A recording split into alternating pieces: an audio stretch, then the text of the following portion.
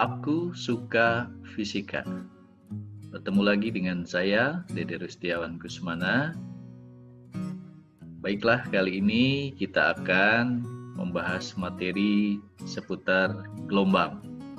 Ya. Nah, di sekitar kita ada gelombang, contohnya ada gelombang bunyi, gelombang air, ya, gelombang cahaya dan sebagainya. Oke, kita bahas satu persatu. Nah, ini contoh tampilan beberapa gelombang yang sebetulnya pernah dipelajari waktu di SMP, ya. Nah, rumusnya pun tidak akan jauh berbeda. Pertama kita lihat dulu klasifikasi gelombang.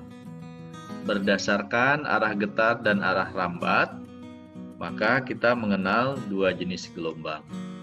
Pertama ada gelombang transversal, yang kedua ada gelombang longitudinal. Gelombang transversal adalah gelombang yang arah getarnya tegak lurus dengan arah rambatnya, terdiri dari bukit dan lembah, ya, seperti ini gambarnya. Kemudian yang kedua adalah gelombang longitudinal, gelombang yang arah getar dengan arah rambatnya sejajar. Nah, ciri khasnya adalah terdiri dari rapatan dan renggangan. Nah, kemudian yang kedua, berdasarkan amplitudonya kita mengenal gelombang itu ada gelombang berjalan dan ada gelombang stasioner. Gelombang berjalan amplitudonya tetap, sedangkan gelombang stasioner amplitudonya berubah tergantung dari posisinya. Merupakan hasil perpaduan antara gelombang datang dan gelombang pantul, ya.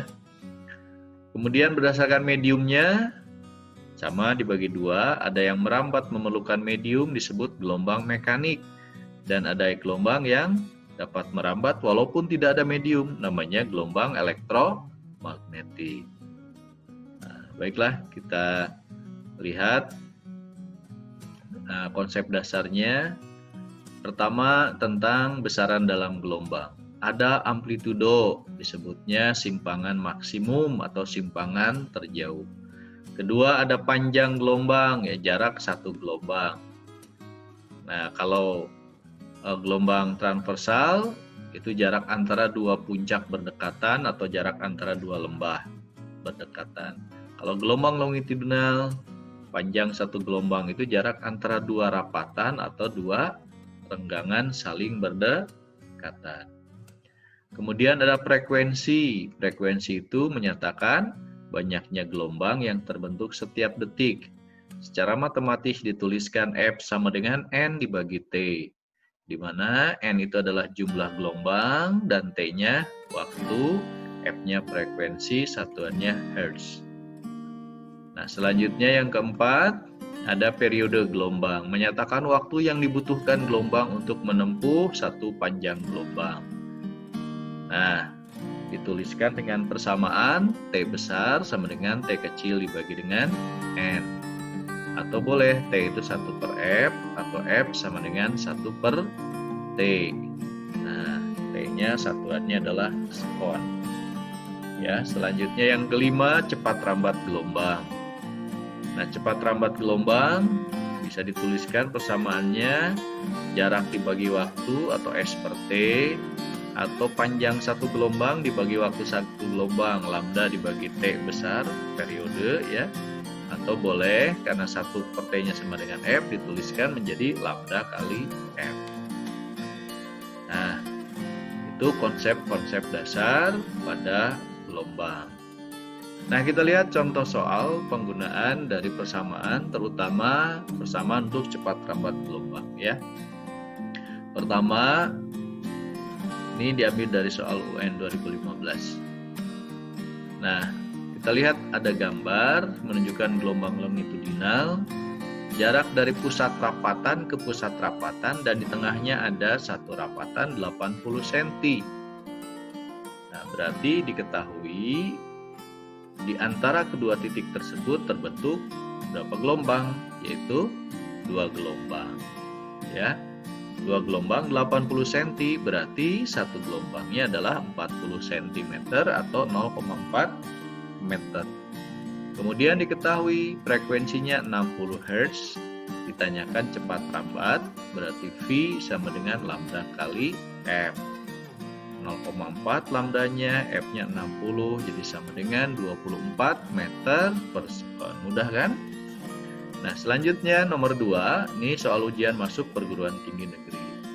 Ya, rumusnya masih sama, nah cuman istilahnya saja yang harus dipahami. Nah, kita lihat di situ jarak antara pusat rapatan dan renggangan terdekat. Sebuah gelombang bunyi adalah 34 cm. Jika gelombang tersebut merambat di udara dengan kecepatan 340 meter per sekon, maka frekuensinya berapa kilohertz? Nah, lihat gambar, tadi pusat rapatan ke pusat renggangan terdekat. Jadi kalau digambarkan posisinya seperti ini, berarti ini terbentuknya adalah setengah gelombang. Nah, tadi jaraknya 34 cm, jadi berarti satu gelombangnya 68 cm atau 0,68 meter. Cepat rambatnya 340 meter per sekon, ditanya frekuensi. Nah, tinggal gunakan persamaan F ya sama dengan V dibagi lambda. V-nya 340, lambdanya 0,68, maka diperoleh 500 Hz atau 0,5 kHz. Kemudian nomor 3. Ya, kita lihat juga gambarnya. Seperti ini. Nah, di situ ada jarak antara kedua ujungnya 50 cm. Digetarkan selama 0,5 sekon. Nah, berarti yang diketahui pertama S-nya 50, T-nya 0,5. Kalau ditanya berapa panjang gelombangnya? Nah, lihat di gambar terbentuk berapa gelombang. Ya. Nah, dari puncak bukit ke puncak bukit kan satu gelombang. Dari sini juga sama ke sini satu gelombang. Berarti terbentuk 2 gelombang. Maka bisa kita tuliskan 2 gelombang 50 cm. Satu gelombang berarti 25 cm. Cepat rambat, tinggal jarak dibagi waktu. Jarak tempuhnya kan 50 cm. Waktunya 0,5 sekon, jadi 100 cm per sekon. Ya. Contoh nomor 4. Ini diambil juga dari soal ujian masuk perguruan tinggi negeri ya. Nah, gelombang transversal merambat dari A ke B. Cepat rambatnya 12 meter per sekon, frekuensinya 4 Hz dan amplitudenya 5 cm. Jarak AB 18 meter, maka banyaknya gelombang yang terjadi sepanjang AB adalah berapa? Jadi pertama diketahui cepat rambat 12, lalu F-nya 4 Hz, jarak AB-nya 18 cm, amplitudonya 5 cm. Nah, dari V dan F kita bisa menentukan pertama lambda dulu, ya panjang gelombang. Lambda itu berarti V dibagi F, 12 dibagi 4, 3 meter. Nah, kalau satu gelombangnya 3 meter, berarti 18 meter ada berapa gelombang? Ya, tinggal 18 dibagi 3. Berarti 6 gelombang yang terbentuk.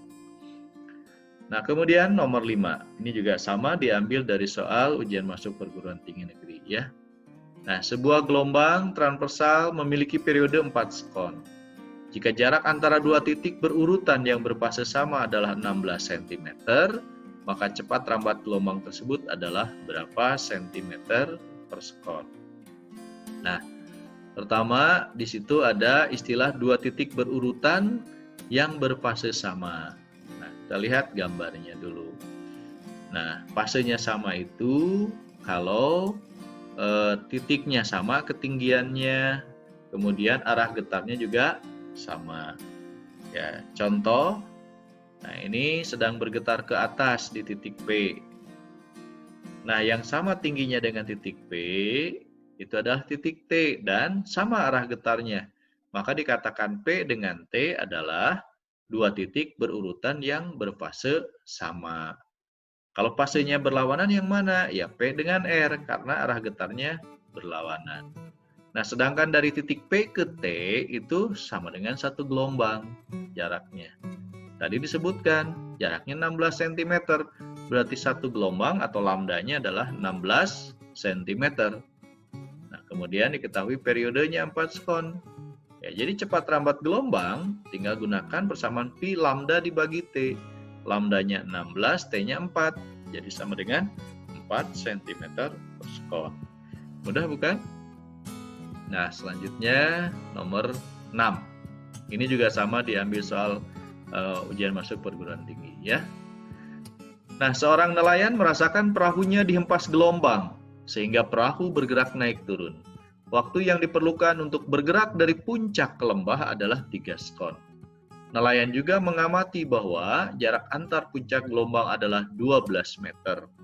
Waktu yang diperlukan oleh gelombang untuk mencapai pantai yang jauhnya 100 meter adalah berapa sekon? Nah, kita lihat dulu gambarnya supaya lebih jelas. Tadi bergerak dari puncak ke lembah 3 sekon. Puncak ke lembah berarti ini kan? Berarti berapa gelombang? Setengah gelombang. Nah, waktu yang diperlukan untuk terbentuknya setengah gelombang dari puncak ke lembah itu 3 sekon. Berarti namanya setengah T. Sedangkan satu periode itu kan dari satu gelombang. Waktu satu gelombang ya. Nah, ini namanya periode. Berarti diketahui pertama setengah T sama dengan 3.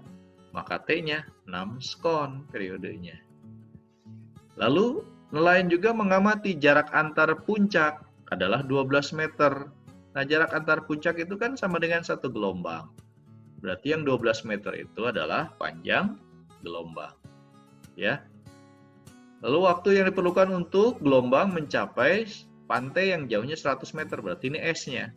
Ditanya adalah waktu yang dibutuhkannya.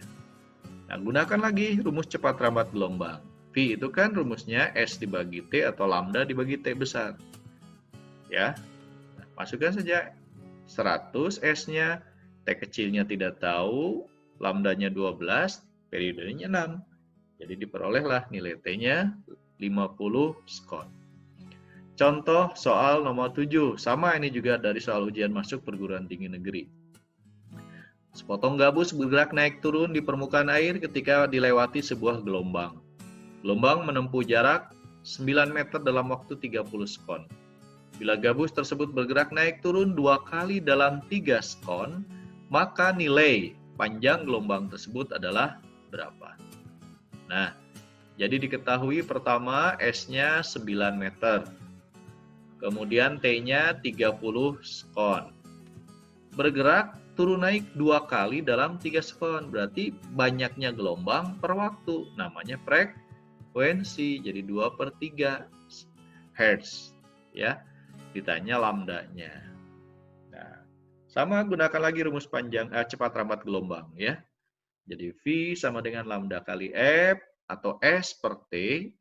Nah, lambdanya tidak tahu. F-nya 2/3, S-nya 9, T-nya 30.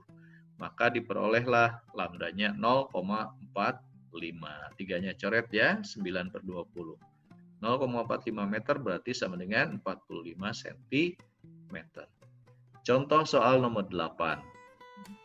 Sama, ini juga soal ujian masuk perguruan tinggi negeri ya. Nah, sebuah stasiun pencatat gempa bumi terletak di tepi pantai. Mendengar bunyi gempa 20 menit. Lebih dahulu sebelum alat mencatat kedatangan gelombang gempa, jika laju gelombang gempa di lautan terbuka 750 meter per sekon dan laju bunyi di air laut 1500 meter per sekon, maka jarak antara pusat gempa ke stasiunnya adalah berapa? Nah, pertama diketahuinya dulu ya. Nah, tadi yang 20 menit itu bunyi ya lebih dahulu sampai dibandingkan dengan gelombang gempa. Nah, selisihnya adalah 20 menit. Jadi T gempa dengan T bunyi, nah kan lebih cepat bunyi, jadi waktunya lebih sedikit. T gempa lebih lambat ya. Kemudian cepat rambat gelombang gempanya 750, kemudian bunyi 1500 meter per sekon. Maka bunyi lebih cepat, nyampe lebih dulu. Gitu ya. Ditanyakan berapa jaraknya. Nah, jarak yang ditempuh oleh bunyi dan gelombang gempa itu kan sama. Ya. Nah, sekarang kita tuliskan penyelesaiannya seperti ini. Pertama, tadi ada selisih waktu. T gempa dikurangi T bunyi 20 menit. Ya. Nah, rumus cepat lambat kan S per T. Berarti kalau T S per Pi. Jadi boleh tulis begini. S per Pi, S per Pi gitu ya. Nah, menitnya rubah dulu ke detik. Ya, lalu S-nya dikeluarkan. Ya, jadi 20 kali 60 sama dengan 1200. Gitu kan? Nah, sekarang kita lihat di sini S-nya sudah dikeluarkan. Ini sudah ada nilainya semua. Nah, kecuali S. Oke, kita masukkan angkanya. Nih, 1/750, 1/1500 sama dengan 1200. Nah, ini bisa diganti menjadi 2/1500. Jadi 2/1500 dikurangi 1/1500 jadi 1/1500. Nanti 1500 kalikan 1200 ya. Maka dapatlah nilai S-nya. Jadi 1.800.000 meter. Ubah ke kilometer jadi 1.800 kilometer. Nah, selanjutnya nomor 9. Contoh 9, nomor 9. Sebuah gelombang tsunami terbentuk di laut dengan panjang gelombang 1 km menjalar menuju suatu pantai.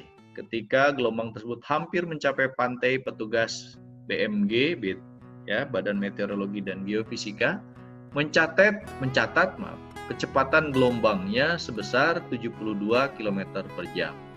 Dan panjang gelombangnya adalah 80 meter. Nah, kecepatan gelombang tersebut pada saat terbentuk adalah berapa? Nah, pertama diketahui adalah ketika di tengah laut. Saya tulis lambda T 1 km. Lalu cepat rambat ketika sampai di pantai. Ya, merambatnya sampai di pantai, gelombang tersebut 72 km per jam. Lalu sampai di pantai panjang gelombangnya 80 meter. Ditanya adalah kecepatan gempa, ya, tsunami ketika di tengah lautan. Pertama, kita lihat ada lambda, ada V. Nah, ketika merambat dari yang dalam ke yang dangkal, maka tidak mengalami perubahan frekuensi. Yang berubah adalah cepat rambat dan panjang gelombangnya. Maka ditulislah Fp per lambda, F-nya tetap sama. Jadi tinggal ditulis Pi per lambda ya. T-nya di tengah laut dan P-nya di pantai. Oke, kita masukkan angkanya. Nah, kilometer dirubah dulu menjadi meter, jadi 1000 dan 72 km per jam. Nah, ini diubah dulu menjadi meter per sekon, jadi 20. Ini dari kilometer ya. Oke, ini jadi 1/4. Nah, kali 1000, maka hasilnya adalah 250 meter per sekon. Nah, contoh soal yang terakhir nomor 10. Ini juga sama soal ujian masuk perguruan tinggi negeri ya. Nah, gelombang bergerak dari dalam menuju ke dangkal. Jadi hampir sama dengan yang tadi. Cuman ini dalam percobaan di ripple tank. Ya. Nah, di air dalam, lambdanya, panjang gelombangnya 5 cm. Kecepatannya 10 meter per sekon.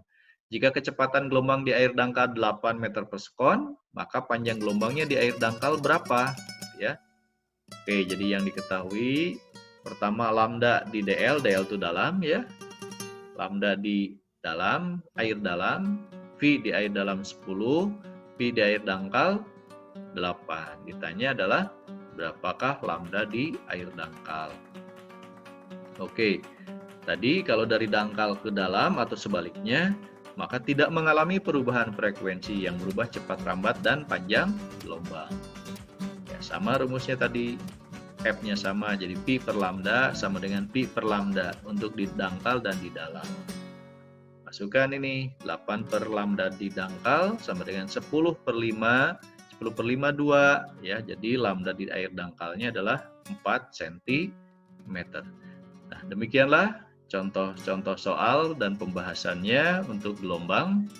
Nah, silakan nanti tonton video berikutnya, yaitu mengenai gelombang berjalan. Jangan lupa like and subscribe ya. Semoga bermanfaat. Terima kasih atas perhatiannya.